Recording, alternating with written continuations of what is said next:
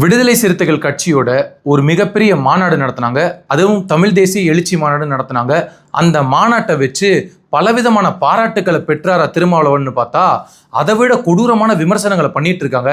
யாரெல்லாம் இதுக்கு முன்னாடி திருமாவளவன் போல ஒரு தலைவரே இல்லை, ஒடுக்கப்பட்ட சமுதாயத்திலிருந்து மிகப்பெரிய அங்கீகாரத்தை பெற்றுத்தரணும்னு இன்று வரை போராடுறாரு, இவரை மாதிரி ஒரு தலைவரை உலகத்திலே பார்க்க முடியாதுன்னு யாரெல்லாம் அவரை பாராட்டினாங்களோ இன்னைக்கு அவங்க எல்லாருமே அவரை சந்தர்ப்பவாதி, சுயநலவாதி, மக்களை கூட்ட நெரிசல்ல தள்ளி தொண்டர்களை பலி கொடுக்க போறாங்க. இந்த மாநாடு மிகப்பெரிய மோசமான மாநாடு. இன்னொரு தற்கூரி கூட்டமா இந்த கூட்டம் மாறிட்டு இருக்கு. திருமாவளவன் தாவேக்கால சேர்ந்ததுக்கு அப்புறம் தான் மிகப்பெரிய மோசமான சூழ்நிலைக்கு போயிட்டாரு, மோசமான தலைவர் ஆயிட்டாருன்னு மீண்டும் மீண்டும் அவர் மேல வன்மத்தையும் காழ்ப்புணர்ச்சியும் அள்ளி எரிஞ்சிட்டு இருக்காங்க. இதுக்கு முன்னாடி வரைக்கும் அந்த கூட்டம் வேணும், அந்த சமூகம் வேண்டும், அந்த தலைவர் வேணும், அவங்களோட ஓட்டுக்கள் வேணும். ஆனா அவங்களுக்கான அங்கீகாரத்தை கொடுக்காம எல்லா தலைவர்களுக்கும் ஒரு சமமான சேரை போட்டு, ஆனா இவருக்கு மட்டும் பிளாஸ்டிக் சேரை போட்டாங்க.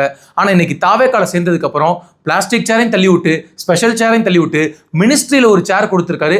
அதுதான் புரட்சி. அந்த புரட்சிக்காக தான் திருமாவளவன் அவர்கள் தொடர்ந்து பல ஆண்டு காலமாக போராடிட்டு வந்தாரு. எங்களுக்கு ஆட்சியிலும் பங்கு வேண்டும், அதிகாரத்திலும் பங்கு வேண்டும்னு. ஆனா ஒரு முறை கூட அவர் சொன்ன கருத்துக்களை இந்த திராவிட கட்சிகள் செவிசாய்க்காம அவரை பயன்படுத்திக்கிட்டாங்க. முழுக்க முழுக்க ஒரு ஓட் பேங்கை வச்சிருந்தாங்க.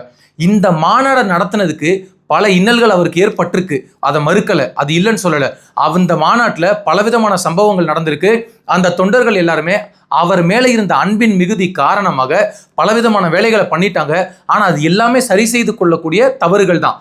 ஆனால் இதை மிகப்பெரிய ஒரு உலகத்திலே கண்டுபிடிக்க முடியாத ஒரு குற்றம் போலவும், இது தமிழ்நாடு அரசியலில் மிகப்பெரிய ஒரு தலைகீழ மாத்திருச்சு, இனிமேல் இந்த கட்சிக்கு தமிழ்நாட்டில் வேலையே இல்லை அப்படின்ற ரேஞ்சுக்கு பில்டப் பண்றது உண்மையிலேயே தமிழ்நாடு மக்களுக்கு தெரியுது.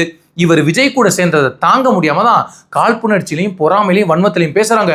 அதுக்கு பதிலடி கொடுக்கிற விதமாக அதே கூட்ட நெரிசல்ல அதே மிகப்பெரிய மேடையில நம்ம தாவேக்கா கூட தான் பயணிக்க போறோம், இனிமேல் நம்மளுடைய பயணம் முழுவதுமே விஜய் தலைமையில தான் ஆணித்தரமா பேசியிருக்கிறார் விசிக தலைவர் திருமாவளவன்.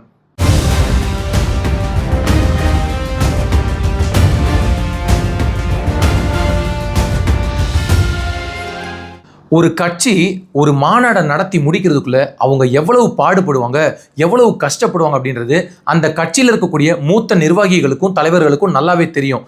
ஏன்னா ஒரு சாதாரண விஷயம் கிடையாது. ஒரு மிகப்பெரிய கற்பனையை நிஜத்துல காமிக்கணும். ஒரு தலைவர் எந்த வழியா வரணும், தொண்டர்கள் எப்படி ஒருங்கிணைக்கணும், எந்த அசம்பாவிதமும் இல்லாம எப்படி நம்ம சமாளிச்சு வெற்றிகரமா மாநாடை நடத்தி முடிக்கணும், அங்க என்ன தீர்மானங்கள், என்ன நோக்கத்துக்காக இந்த மாநாடு, இந்த மாநாட்டில் மிக முக்கியமான அறிவிப்புகள் என்ன, இப்படி ஏகப்பட்ட விஷயங்களை வச்சுதான் ஒரு மாநாடே தீர்மானம் செய்யப்படுகிறது. அப்படி தொல் திருமாவளவன் அவர்கள் அவரோட கட்சி சார்பா மாநாடு போடும்போதும் சரி, இல்லை ஒரு சின்ன பொதுக்கூட்டம் போடும்போதும் சரி, அவர் மேலே இருக்கக்கூடிய அன்பின் மிகுதி காரணமாக ஏகப்பட்ட சவால்களை அவர் சந்திப்பார். இன்னைக்கு இருக்கக்கூடிய அண்ணன் விஜய் அவர்களுக்கு உலகம் முழுவதும் ரசிகர்கள் இருக்காங்க. அவரை பார்த்து நெருக்கடிக்கு கொண்டு போறாங்க அப்படின்னா அவர் சின்ன வயசுல இருந்து ஒரு நடிகராக ஒரு மிகப்பெரிய ஸ்டாரா பார்த்துருக்காங்க, அதனால அந்த நெருக்கடி இருக்கும். ஆனா அந்த திருமாவளவனுக்கு ஏன் இந்த வரவேற்பு, ஏன் இந்த அன்பு அப்படின்னா, ஒடுக்கப்பட்ட சமுதாயத்தை அடுத்த கட்டத்துக்கு கொண்டு போகணும், ஒரு மிகப்பெரிய அடையாளமா மாற்றணும், நம்ம அரசியலில் வெற்றி பெறணும் அப்படின்னு சொல்லி தொடர்ந்து களத்தில் போராடிட்டு இருக்காரு. தனக்கான அரசியல் அப்படின்றத தாண்டி இந்த தலித்களுக்கான அரசியல் அப்படின்னு முன்னெடுத்து வச்சாரு. எந்த இடத்துலையுமே அதுல காம்ப்ரமைஸ் ஆகக்கூடாது அப்படின்னு தொடர்ந்து பேசிட்டு வந்தாரு. அவர் பண்ண மிகப்பெரிய தவறு என்ன அப்படின்னா, திமுக அதிமுக கட்சிகளோட கூட்டணி வச்சதுதான் அப்படின்றத இன்னைக்கு அவர் உணர்ந்திருப்பாரு. ஏன்னா எந்த வாயால இதே அண்ணன் திருமாவளவனையும் விசிக கட்சியையும் பாராட்டி பேசி அதை அவங்களை வெறும் ஓட்டா பார்த்தாங்களோ, அந்த வாக்குகளை பெறுவதற்காக அரசியல்ல யூஸ் பண்ணிக்கிட்டாங்களோ, அந்த கூட்டம் தான் இன்னைக்கு அண்ணன் விஜய் கூட போயிட்டாரு கூட்டணிக்கு அப்படின்னு உடனடியாக அதை ஏத்துக்க முடியாம வைத்தறிச்சல்லையும் வன்மத்திலையும் கொடூரமா அவரை விமர்சனம் பண்ணிட்டு இருக்காங்க. அதுலயும் இன்னைக்கு ரகசியமா புதுசா கூட்டணி வச்சிருக்காங்கல்ல திராவிட முன்னேற்ற கழகமும் நாம் தமிழர் கட்சியும், இந்த ரெண்டு கட்சியும் அவர் குறித்து வைக்கக்கூடிய விமர்சனங்கள் இருக்குல்ல, ஏற்றுக்கொள்ளவே முடியல, ஜீரணிக்கவே முடியல. ஒரு மாநாடு நடத்துறாரு, அந்த மாநாடு சக்சஸா ஃபெயிலியரான்றது அந்த மாநாடோட இறுதி வடிவத்துல தெரியும். தெரிஞ்சோ தெரியாமலோ அண்ணன் திருமாவளவனுக்கு எப்படி பொதுக்கூட்டத்தில் கூட அவ்வளவு சிக்கல்கள் இருக்குமோ. ஏன்னா நம்ம நிறைய காணொலிகள் பார்த்துருப்போம், மேடையில் ஏறி வருவாங்க இளைஞர்கள் எல்லாரும், அவரோட கட்சி தொண்டர்கள் எல்லாரும், இவர் அமைதிப்படுத்த முயற்சி பண்ணுவார், ஒரு ஸ்டேஜுக்கு மேலே வெக்ஸாக இவர் டென்ஷனாகி கத்த ஆரம்பிச்சுவார். இப்படி பல விஷயங்கள் இருக்கு. அதுக்கு உடனே சொல்லுவாங்க அடுத்த விஜயகாந்த் போல இவரும் வராரு அப்படின்னு. ஒரு மனிதன் வளர வளர வயது கூட கூட கோபம்ன்றது இயல்பு அதிகமாக வரக்கூடியது தான், அது ஒன்றும் மிகப்பெரிய குற்றம் கிடையாது. அப்படி இருக்கும் பட்சத்தில் திருமாவளவனை தொடர்ந்து விமர்சனம் பண்ணிட்டே வந்தாங்க.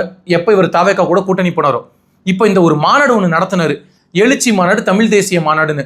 இவர் தமிழ் தேசிய மாநாடுன்னு சொன்னது நாம் தமிழருக்கு சுத்தமா பிடிக்கல. ஏன்னா தமிழ் தேசியம்ன்ற வார்த்தைக்கு அந்த ஈழ அரசியலுக்கு அவங்க காப்பிரைட் வாங்கி வச்சிருக்காங்க அப்படின்னு அவங்க நினைச்சிட்டு இருக்காங்க. ஆனா உண்மையான தமிழ் தேசியம் என்ன அப்படின்றது தமிழ்நாடு மக்களுக்கு தெரியும். அதனால தொடர்ந்து இவங்களுக்கு மிகப்பெரிய ஒரு வன்மம் அவர் மேல இருந்தது. இதுக்கு முன்னாடி வரைக்கும் எங்க அண்ணன் திருமாவளவன் என்ன விமர்சனம் பண்ணா நான் விமர்சனம் பண்ண மாட்டேன், என்னை விட வயதுல மூத்தவர், ஒடுக்கப்பட்ட சமுதாயத்துக்காக போராடக்கூடிய ஒருத்தர், அவரை நான் ஒருபோதும் விமர்சனம் பண்ண மாட்டேன்னு சொன்ன சீமான் அவருடைய தம்பிகள் இன்னைக்கு தொடர்ந்து அவர் மேல அவதூறுகள் அள்ளி எரிஞ்சிட்டு இருக்காங்க. ஏன் இப்போ அவர் உங்க அண்ணனா இல்லையா? இப்ப நாம் தமிழர் கட்சிக்கு திருமாவளவன் எங்க மூத்த அண்ணன் அப்படின்ற ஒரு உறவுல இல்லையா?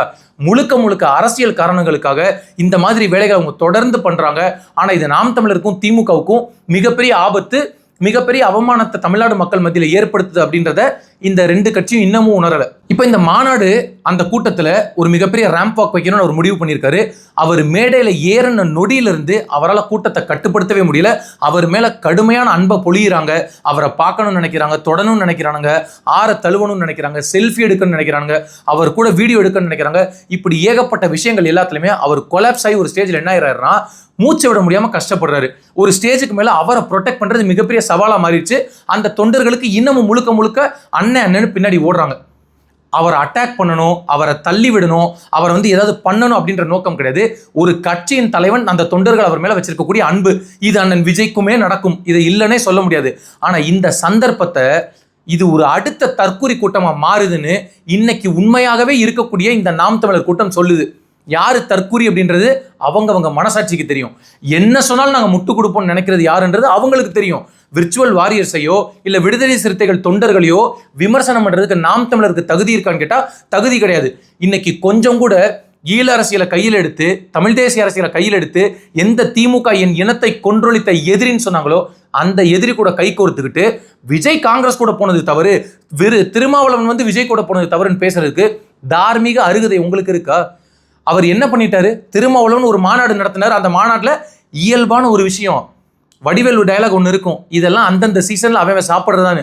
அது போல ஒவ்வொரு மாநாட்டிலையும் இந்த மாதிரி சின்ன சின்ன பிரச்சனைகள் வரதான் செய்யும். அந்த தீர்மானங்களை வாசிக்க முடியாம ஒரே ஒரு விஷயத்த அறிவிக்கிறார் மேடையில.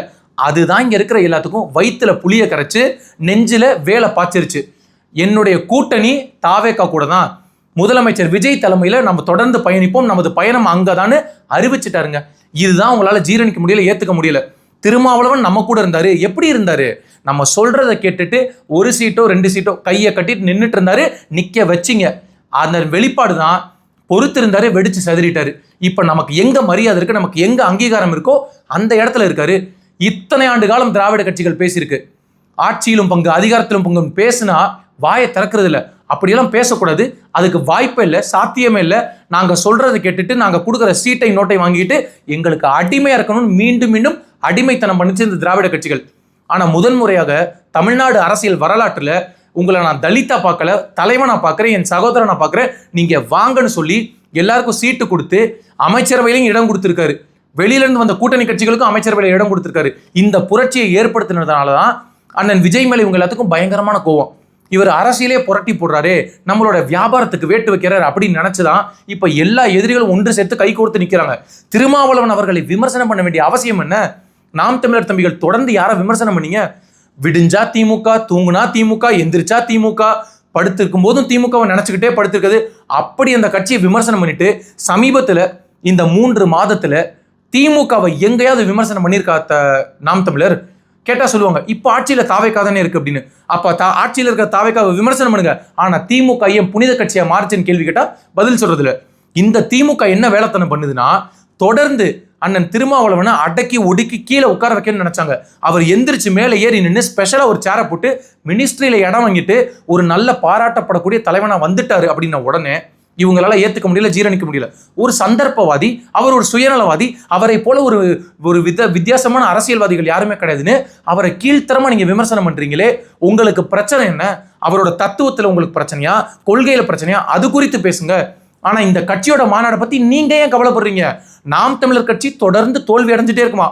ஏங்க தோத்து போறீங்கன்னு கேட்டா, எங்க கட்சி நாங்க தோத்து போறோம், உங்களுக்கு என்ன கவலை அப்படியெல்லாம் கேட்குறீங்கல்ல. இது திருமாவளவன் அவர்களுடைய மாநாடு, அவருடைய கூட்டம், அவருடைய தொண்டர்களுக்கும் தலைவனுக்கும் 1000 இருக்கும். அவர் கோவப்படுவாரு, திட்டுவாரு, அரவணைச்சுப்பாரு, அட்ஜஸ்ட் பண்ணிப்பாரு, என்னமோ ஒண்ணு. உங்களுக்கு என்ன பிரச்சனை? அந்த கட்சி மாநாடு குறித்து மீண்டும் மீண்டும் நீங்க பேசுறீங்கன்னா உங்களுக்கு மிகப்பெரிய பிரச்சனை என்ன அப்படின்னா, கூட்டணி குறித்து அந்த மேடையில் அறிவிச்சிட்டாரு. இனி என்னுடைய பயணம் விஜய் கூட தான் சொன்னதுனாலதான் இன்னைக்கு இருக்கக்கூடிய அத்தனை திராவிடர்களும் திராவிடத்தோடு இணைந்த போலி தமிழ் தேசியவாதிகளும் கதறுன்னு கதறாங்க. ஆனா கதறக்கூடிய கதறல் 10 பைசா பிரயோஜனம் கிடையாதுன்னு நான் சொல்லல, பொதுமக்களே சொல்றாங்க. அதனால உண்மையிலேயே அரசியலை பார்த்துட்டு தனி மனித வெறுப்பு இதெல்லாம் இருக்கவே கூடாது. எங்களுக்குள்ளே அரசியல் நிலைப்பாடு வேறு, தனி மனித உறவுன்னு ஒருத்தர் பேசுவார், சீமான்னு ஒருத்தர். மாற்றம் அப்படின்னு 2 கையை உயர்த்திட்டு ஆனா உன்ன இந்த டைலாக், எங்க மாமா நயினார் நாகேந்திரன், எங்க மாமா அனிதா ராதாகிருஷ்ணன் இப்படி தொடர்ந்து பேசுவாரு. ஆனா திருமாவளவன் இன்னைக்கு கடுமையான எதிரி ஆயிட்டாரு. ஒரே ஒரு காரணம் தான், விஜய்க்கு ஆதரவு கொடுத்து அவர் ஆட்சி அமைக்க வச்சுட்டியா அப்படின்ற கோபம் தான் சீமானுக்கும் ஸ்டாலினுக்கும் இருக்கு, உதயநிதிக்கும் இருக்கு. நீங்க உங்களுடைய கோபம் 10 பைசா எந்த பிரயோஜனம் கொடுக்க போறது இல்லை. நீங்க எல்லாருமே தொடர்ந்து அந்த ஆட்சி அதிகாரத்தை ஆட்சி கட்டில வேடிக்கை தான் பார்க்க முடியுமே தவிர இனி தமிழ்நாட்டில் திராவிட கட்சிகள் மீண்டும் ஆட்சிக்கு வந்ததுன்ற வரலாறு எழுத விடவே மாட்டார். அதுக்கு காரணம் இன்னைக்கு நடக்கக்கூடிய ஆட்சி. எல்லா ஆட்சியிலையும் பிரச்சனை இருக்கும், இல்லைன்னு சொல்லல. தாவேக ஆட்சியிலையும் பிரச்சனை இருக்கும். ஆனா அந்த பிரச்சனைகளை எப்படி கையாளுறாங்க, எப்படி நடவடிக்கை எடுக்கிறாங்க, தவறு செஞ்சா என்ன தண்டனை, இந்த மாதிரி நடவடிக்கைகள் எடுக்கிறாங்க. ஒருத்தர் நீங்க பண்ண முடியுமா? தாவேக சட்டமன்ற உறுப்பினர் மேல வழக்கு பதிவு செய்யப்பட்டிருக்கு. இப்படி ஏதாவது ஒரு வரலாறு இருக்கா? தப்பு செஞ்சா யாரா இருந்தாலும் தூக்குவேன்னு அவர் காமிச்சிட்டே இருக்காரு. அதனால இந்த நேர்மையான அரசியல் மத்தியில, நேர்மையான ஆட்சி மத்தியில திமுக, நாம் தமிழர், அதிமுக எத்தனை கட்சிகள் வேணாலும் கூட்டணிவீங்க. ஆனா மக்கள் மத்தியில உங்க முகத்திரை கிழிக்கப்பட்டு தமிழ்நாட்டில் மீண்டும் மீண்டும் எத்தனை தேர்தல்கள் வந்தாலும் நீங்கள் அனைவரும் இணைந்து கைகோர்த்து கூட்டணி வைத்தாலும் மண்ணை கவுவதில் எந்த சந்தேகமும் இல்லை. விஜய், திருமாவளவன் இந்த கூட்டணியை நாம் எதிர்த்து வென்று விடலாம், அந்த கூட்டணியை உடைச்சிடலாம், அந்த கூட்டணிக்குள்ள பல வேலைகள் பண்ணலாம், குதிரை பேரம் பண்ணலாம், எப்படியாவது குறுக்கு வழியில் ஆட்சிக்கு போயிடலாம்னு நினைச்சாலும் கூட அந்த கனவு எல்லாமே பொசுங்கி போய் அந்த இடத்துல 4 புல்லு தான் முளைக்குமே தவிர உங்க கனவு ஒருபோதும் பலிக்காது. எனவே அண்ணன் திருமாவளவனையோ அண்ணன் விஜய் அவர்களையோ விமர்சனம் பண்ணும் தகுதி இங்க இருக்கக்கூடிய திராவிட கட்சிகளுக்கும் போலி தமிழ் தேசியவாதிகளுக்கும் இல்லை என்பது என்னுடைய ஆழமான கருத்து.